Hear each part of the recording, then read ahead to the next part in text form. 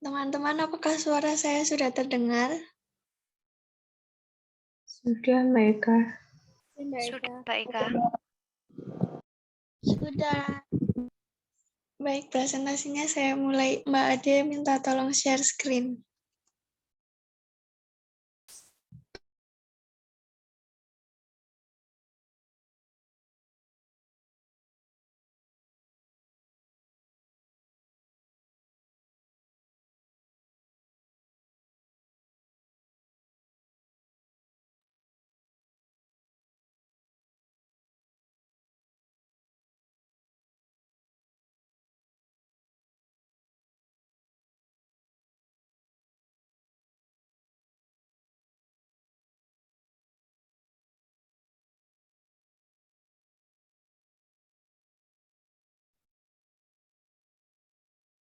Mohon maaf, apakah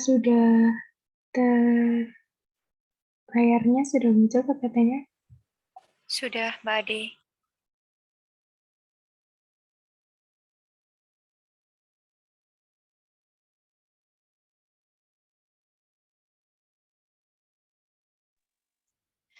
Assalamualaikum warahmatullahi wabarakatuh. Selamat pagi Bapak dan teman-teman semua.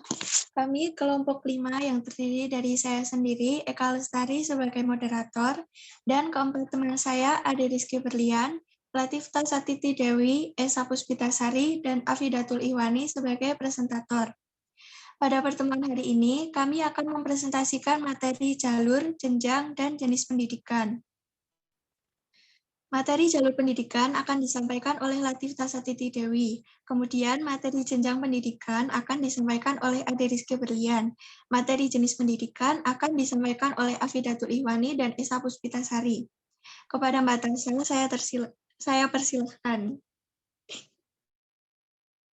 Baik, terima kasih Mbak Eka. Materi pertama yaitu jalur pendidikan.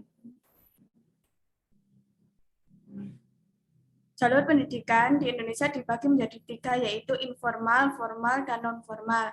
Hal ini didukung oleh teori Dr. Philip H. Combs. Pendidikan dibagi menjadi 3 macam. Yang pertama pendidikan informal, yang kedua pendidikan formal, yang ketiga pendidikan non-formal. Pendidikan informal adalah pendidikan yang diperoleh seseorang dari pengalaman sehari-hari dengan sadar atau tidak sadar sejak seseorang lahir sampai mati. Bentuk pendidikan informal adalah keluarga. Bentuk keluarga berdasarkan keanggotaannya menurut Kamto Sunarto. Dibedakan menjadi keluarga bakti dan keluarga luas. Tujuan pendidikan informal menjadikan anak menjadi pribadi yang mantap, beragama, bermoral, dan menjadi anggota masyarakat yang baik. Fungsi pendidikan dalam keluarga menurut Wahyudin sebagai peletak dasar pendidikan anak sebagai persiapan ke arah kehidupan anak dalam masyarakatnya.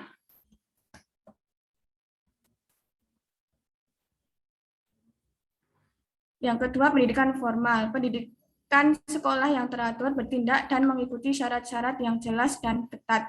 Dalam Undang-Undang Sistem Pendidikan Nasional Nomor 20 Tahun 2003 Bab 1 Pasal 11 dijelaskan bahwasannya pendidikan formal adalah jalur pendidikan yang terstruktur dan berjenjang yang terdiri atas pendidikan dasar, pendidikan menengah, dan pendidikan tinggi. Bentuk pendidikan formal, pendidikan dasar yaitu SD atau MI dan SMP atau MTS, pendidikan menengah, SMA atau MA, dan SMK atau MAK. Pendidikan tinggi, akademik, politeknik, sekolah tinggi, institut, dan universitas. Tujuan pendidikan formal, tujuan pendidikan sesuai dengan jenjang, bentuk, dan jenisnya. Tujuan sekolah umumnya adalah memberikan bekal kemampuan kepada peserta didik dalam mengembangkan kehidupannya. Yang ketiga, pendidikan non-formal. Pendidikan yang teratur dengan sadar dilakukan tetapi tidak terlalu mengikuti peraturan-peraturan yang tetap dan ketat. Menurut Yusuf, pendidikan non-formal adalah pendidikan di luar sekolah namun tetap berada di bawah naungan Departemen Pendidikan. Dalam Undang-Undang RI Nomor 20 Tahun 2003 tentang Sisdiknas, Bab 1 Pasal 12, pendidikan non-formal adalah jalur pendidikan di luar pendidikan formal yang dapat dilaksanakan secara terstruktur dan berjenjang. Bentuk pendidikan non-formal, Penyelenggaraan secara terstruktur dan berjenjang antara lain kursus komputer, kursus bahasa Inggris, kelompok belajar paket A, kelompok belajar paket B yang merupakan lembaga kursus yang mempunyai tingkat kecakapan. Penyelenggaraan pendidikan yang tidak terstruktur dan tidak berjenjang, misalnya informasi, penyuluhan, dan ceramah melalui media. Tujuan pendidikan non-formal. Pendidikan non-formal mempunyai tujuan pendidikan ditentukan oleh bentuk pendidikan formal itu sendiri sesuai dengan jenisnya. Dalam pasal 26 Undang-Undang Nomor 20 Tahun 2003 tentang Sistem Pendidikan Nasional, bagian kelima pendidikan non-formal disebutkan. Yang pertama, pendidikan non-formal diselenggarakan bagi warga masyarakat yang memerlukan layanan pendidikan yang berfungsi sebagai pengganti, penambah, dan atau pelengkap pendidikan formal dalam rangka mendukung pendidikan sepanjang hayat. Yang kedua, pendidikan non-formal berfungsi mengembangkan potensi peserta didik dengan penekanan pada penguasaan pengetahuan dan keterampilan fungsional serta pengembangan sikap dan kepribadian fungsional. Yang ketiga, pendidikan non-formal meliputi pendidikan kecakapan hidup, pendidikan keterampilan, dan pelatihan kerja. Yang keempat, satuan pendidikan non-formal terdiri atas lembaga kursus dan lembaga pelatihan. Yang kelima, kursus dan pelatihan diselenggarakan bagi masyarakat yang membutuhkan bekal pengetahuan, keterampilan, kecakapan hidup, dan sikap pengembangan diri, mengembangkan profesi, bekerja, dan usaha mandiri. Baik, materi yang selanjutnya akan dibacakan oleh Mbak Ade. Baik, masuk ke dalam materi jenjang pendidikan. Jenjang pendidikan menurut Undang-Undang Nomor 20 Tahun 2003, Pasal 1 Angka 8 tentang Sistem Pendidikan Nasional, jenjang pendidikan adalah tahapan pendidikan yang ditetapkan berdasarkan tingkat perkembangan peserta didik, tujuan yang akan dicapai, dan kemampuan yang dikembangkan. Jenjang pendidikan formal dibagi menjadi 3 jenjang, yaitu pendidikan dasar, pendidikan menengah, dan pendidikan tinggi. Yang pertama, pendidikan dasar. Pendidikan dasar adalah pendidikan yang diselenggarakan 6 tahun di sekolah dasar atau sederajat dan 3 tahun di sekolah menengah pertama atau sederajat. Pendidikan menengah. Pendidikan menengah adalah pendidikan yang diselenggarakan selama 3 tahun untuk menyiapkan peserta didik menjadi anggota masyarakat dan diselenggarakan bagi lulusan pendidikan dasar. Pendidikan menengah bertujuan agar peserta didik dapat mengembangkan kemampuan di dunia kerja maupun di pendidikan tinggi. Bentuk satuan pendidikan menengah antara lain yang pertama sekolah menengah umum, yang kedua sekolah menengah kejuruan, yang ketiga sekolah menengah keagamaan, yang keempat sekolah menengah kedinasan, yang kelima sekolah menengah luar biasa. Yang tiga yaitu pendidikan tinggi. Pendidikan tinggi diselenggarakan sebagai lanjutan dari pendidikan menengah. Pendidikan tinggi diselenggarakan untuk menyiapkan peserta didik menjadi anggota masyarakat yang memiliki intelijensi di bidang akademik dan profesional agar dapat menerapkan serta mengembangkan iptek. Materi selanjutnya yang akan disampaikan oleh Mbak Afi. Mbak Afi dipersilakan. Baik, terima kasih Mbak Ade. Masuk ke materi selanjutnya adalah jenis-jenis pendidikan. Menurut Pasal 1 Angka 9 Undang-Undang Nomor 20 Tahun 2003 tentang Sistem Pendidikan Nasional adalah kelompok yang didasarkan pada kekhususan tujuan pendidikan suatu satuan pendidikan. Jenis pendidikan ini meliputi yang pertama, pendidikan umum, yang kedua, pendidikan kejuruan, yang ketiga, pendidikan akademik, yang keempat, pendidikan profesi, yang kelima, pendidikan vokasi, yang keenam, pendidikan keagamaan, dan yang terakhir adalah pendidikan khusus. Yang pertama adalah pendidikan umum.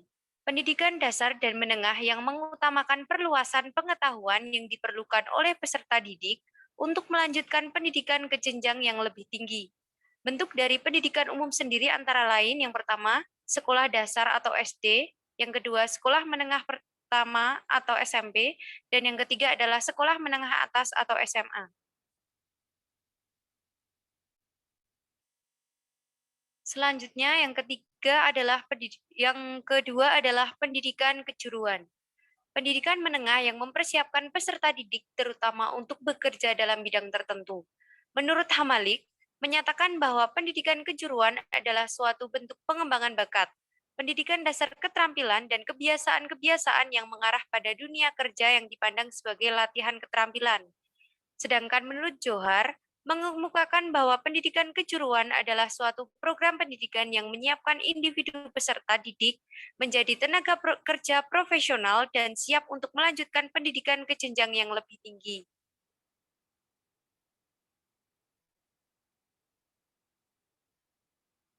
Yang ketiga adalah pendidikan akademik. Pendidikan tinggi program sarjana dan pasca sarjana yang diarahkan terutama pada penugasan disiplin ilmu pengetahuan tertentu. Lulusan pendidik akademik mendapat gelar sarjana. Yang pertama adalah sarjana ekonomi bergelar SE, yang kedua sarjana kedokteran mendapat gelar SMED, yang ketiga sarjana teknik mendapat gelar ST, dan yang terakhir adalah sarjana pendidikan bergelar SPD. Untuk materi yang selanjutnya akan dipaparkan oleh Mbak Esa. Kepada Mbak Esa dipersilahkan. Baik, yang selanjutnya yaitu pendidikan profesi. Pendidikan tinggi setelah program sarjana yang mempersiapkan peserta didik untuk memiliki pekerjaan dengan persyaratan keahlian khusus. Lulusan pendidikan profesi mendapatkan gelar profesi. Sebagai contoh, setelah bergelar SE, seseorang menempuh pendidikan profesi akuntan, maka dia bergelar SEAK.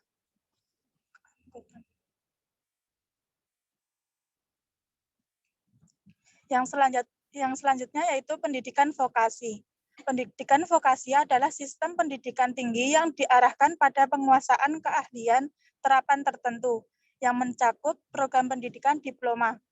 Lulusan pendidikan vokasi mendapatkan gelar vokasi, misalnya AMA Ahli Madya, AMD Ahli Madya.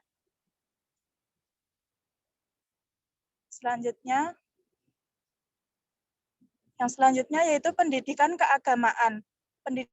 Pendidikan keagamaan adalah pendidikan yang mempersiapkan peserta didik untuk dapat menjalankan peranan yang menuntut penguasaan pengetahuan tentang ajaran agama dan atau menjadi ahli ilmu agama dan mengamalkan ajaran agamanya.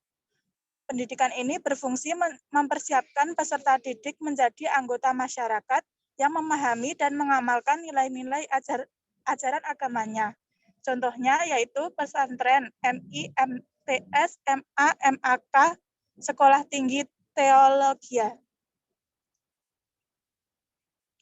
Yang selanjutnya, pendidikan khusus. Pendidikan khusus merupakan pendidikan bagi peserta didik yang memiliki tingkat kesulitan dan mengikuti proses pembelajaran karena keahlian fisik, emosional, mental, sosial, dan atau memiliki potensi kecerdasan dan berbakat istimewa. Pendidikan khusus merupakan penyelenggaraan pendidikan untuk peserta didik yang berkelainan atau peserta didik yang memiliki kecerdasan luar biasa yang diselenggarakan secara inklusif. Contohnya yaitu sekolah luar biasa atau SLB. Slide selanjutnya. Berikut ini merupakan daftar pustaka yang telah kelompok kami gunakan. Selanjutnya akan saya kembalikan kepada Mbak Eka. Untuk Mbak Eka dipersilakan.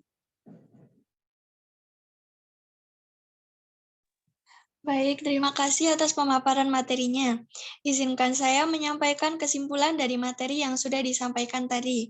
Jadi, di Indonesia terdapat 3 macam jalur pendidikan, yaitu pendidikan informal, pendidikan formal, dan pendidikan non-formal. Untuk jenjang pendidikan dibagi menjadi 3 bagian, yaitu pendidikan dasar, dilanjutkan pendidikan menengah, kemudian pendidikan tinggi. Selanjutnya, macam-macam jenis pendidikan diantaranya pendidikan umum, pendidikan kejuruan, pendidikan akademik, pendidikan profesi, pendidikan vokasi, pendidikan keagamaan, dan pendidikan khusus. Selanjutnya, kami akan membuka sesi diskusi yang mana teman-teman sekalian dapat menanyakan, menyanggah, maupun memberikan tanggapan terkait materi jalur, jenjang, dan jenis pendidikan. Untuk sesi pertanyaan, kami membuka 2 termin dengan masing-masing termin 2 penanya. Pertanyaan disampaikan penanya secara on-mic dan mohon untuk menuliskan pertanyaan di room chat. Kepada teman-teman yang ingin bertanya, silahkan langsung on-mic. Terima kasih.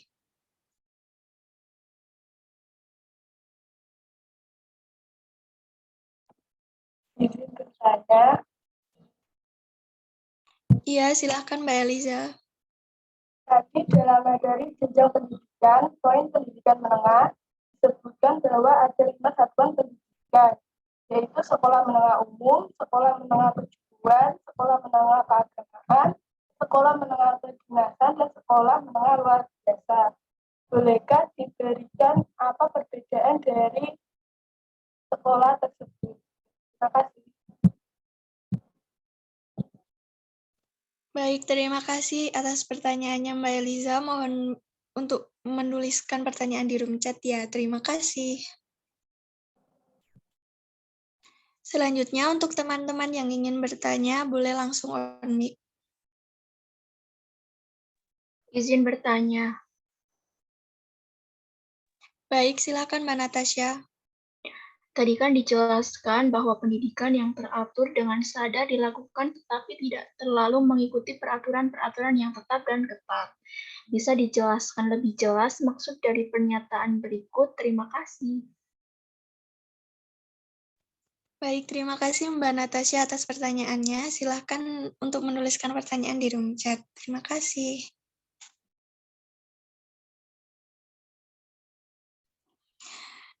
Baik, termin pertama kami tutup karena sudah membuat 2 pertanyaan. Selanjutnya kami buka untuk termin kedua. Silakan kepada teman-teman yang ingin bertanya, silakan langsung on mic.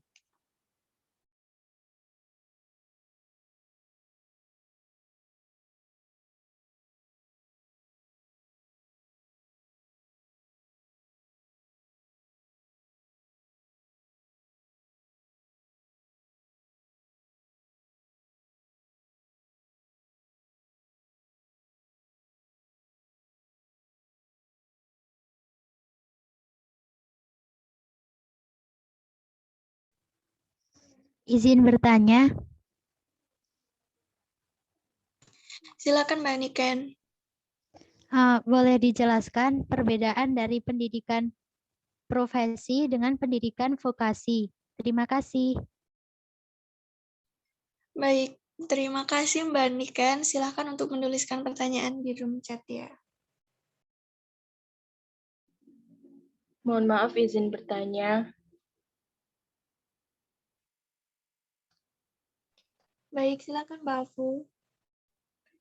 Pada pendidikan informal itu adalah pendidikan yang diperoleh seseorang dari pengalaman secara sadar atau tidak sadar.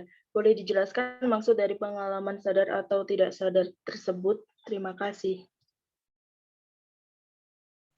Baik, terima kasih Mbak Afu. Silakan menuliskan pertanyaan di room chat ya. Terima kasih. Baik, terima kasih.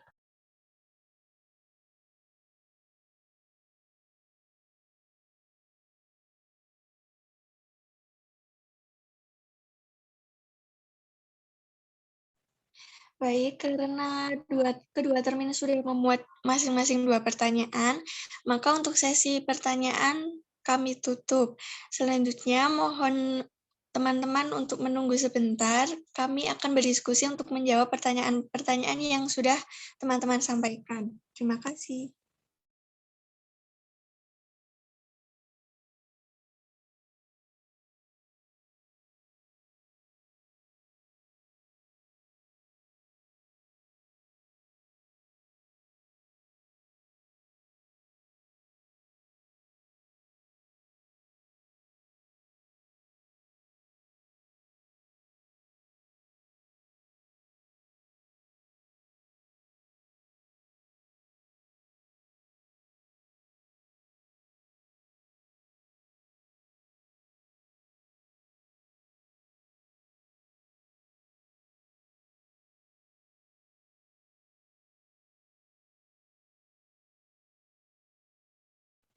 Untuk Mbak Niken dan Mbak Afu, silahkan menuliskan pertanyaan di room chat ya. Terima kasih.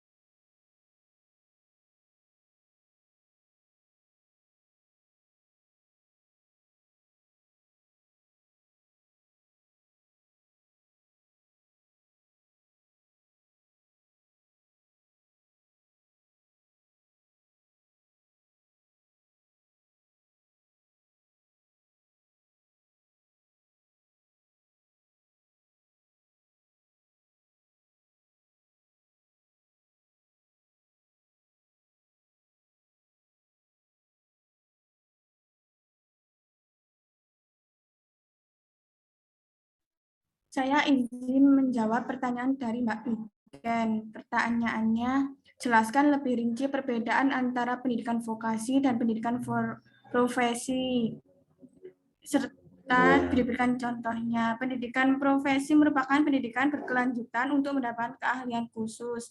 Kalau pendidikan profesi baru bisa ditempuh setelah menyelesaikan sarjana. Sedangkan pendidikan vokasi lebih berfokus pada penguasaan skill tertentu yang relevan dengan dunia kerja. Begitu Mbak Niken. Ya, terima kasih Mbak Tasa. Sama-sama.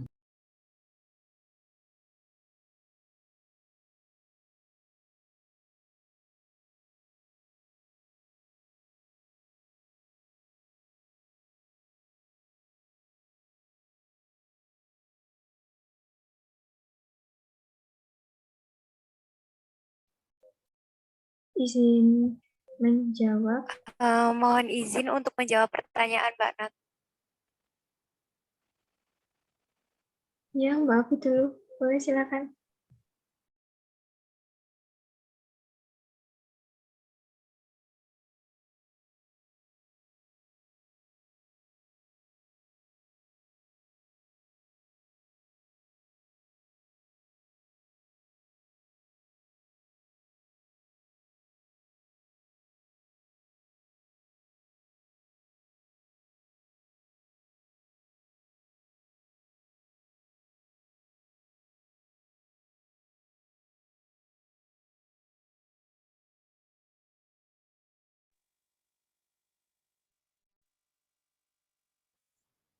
Baik, mohon izin untuk menjawab pertanyaan Mbak Natasha mengenai pendidikan non-formal merupakan pendidikan yang teratur dengan sadar dilakukan, tetapi tidak terlalu mengikuti peraturan-peraturan yang tetap dan ketat. Dengan adanya batas pengertian tersebut, menjelaskan bahwa pendidikan non-formal tersebut berada antara pendidikan formal dan pendidikan informal. Hal ini dikarenakan pendidikan non-formal merupakan salah satu jalur pendidikan alternatif yang dapat dipilih oleh sebagian masyarakat, selain jalur pendidikan formal. Terkadang karena suatu atau berbagai hal, terdapat beberapa lapisan masyarakat yang tidak dapat mengikuti pendidikan formal. Dan pendidikan non-formal menjadi salah satu pengisi kekosongan tersebut. Pendidikan non-formal dapat dilaksanakan secara terpisah maupun bisa dilaksanakan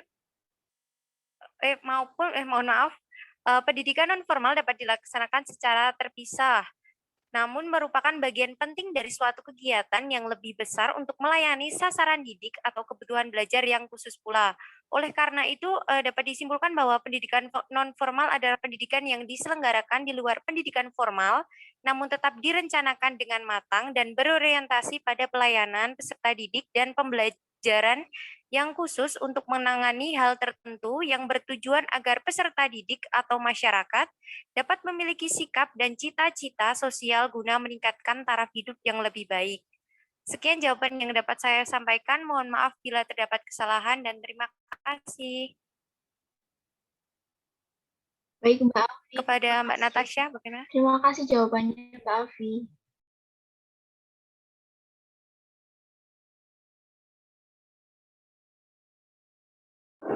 Baik, izin menjawab pertanyaan dari Mbak Elisa. Izin bertanya, disebutkan ada 5 satuan pendidikan menengah, diantaranya sekolah menengah umum, kejuruan, keagamaan, kedinasan, dan luar biasa. Jelaskan apa yang perbedaan dari masing-masing sekolah menengah tersebut. Nah, pada sekolah menengah umum diajarkan ilmu sosial, pendidikan, atau yang berkenaan dengan perkembangan keseluruhan atau yang bersifat umum. Pada sekolah menengah kejuruan, peserta didik dipersiapkan untuk dapat bekerja dalam bidang tertentu. Pada sekolah keagamaan, anak diajarkan tentang akhlak, akidah, ibadah, dan lain-lain tentang keagamaan secara lebih mendalam. Pada sekolah kedinasan atau bisa disebut dengan ikatan dinas, yang sekolah tersebut dikelola oleh instansi pemerintah sebagai penyelenggara pendidikan. Yang terakhir, sekolah luar biasa atau SLB adalah sebuah sekolah yang diperuntukkan bagi anak berkebutuhan khusus agar bisa mendapatkan layanan dasar yang bisa membantu mendapatkan akses dari pendidikan. Sekian jawaban yang bisa saya sampaikan. Bagaimana Mbak Elisa?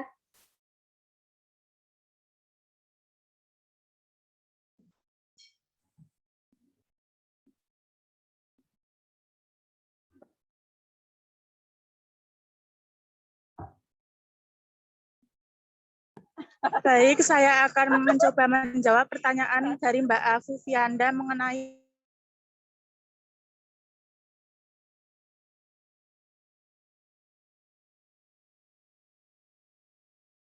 pembelajaran sebagai bagi seseorang. Untuk pengalaman secara sadar, misalnya etika kita dinasihati oleh orang tua kita secara sadar, kita mendapat pendidikan dari orang tua kita. Sedangkan pengalaman secara tidak sadar, misalnya ketika kita terbiasa untuk menunduk ketika berjalan di depan orang yang lebih tua atau menyapa kita berpapasan dengan orang lain. Mohon maaf apabila ada kesalahan. Apabila belum tepat. Nah, Mbak Afu. Baik, Mbak Esa, terima kasih atas jawabannya. Baik.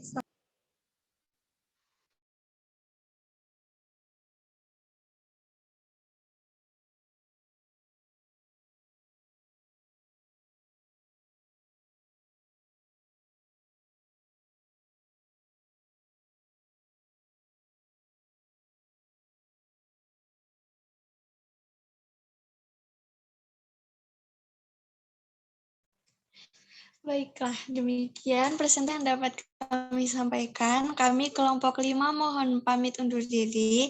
Terima kasih atas perhatiannya teman-teman semua dan mohon maaf apabila ada kesalahan baik perkataan maupun perbuatan. Sekian dari kami. Wassalamualaikum warahmatullahi wabarakatuh. Waalaikumsalam warahmatullahi wabarakatuh. Waalaikumsalam warahmatullahi wabarakatuh. Terima kasih.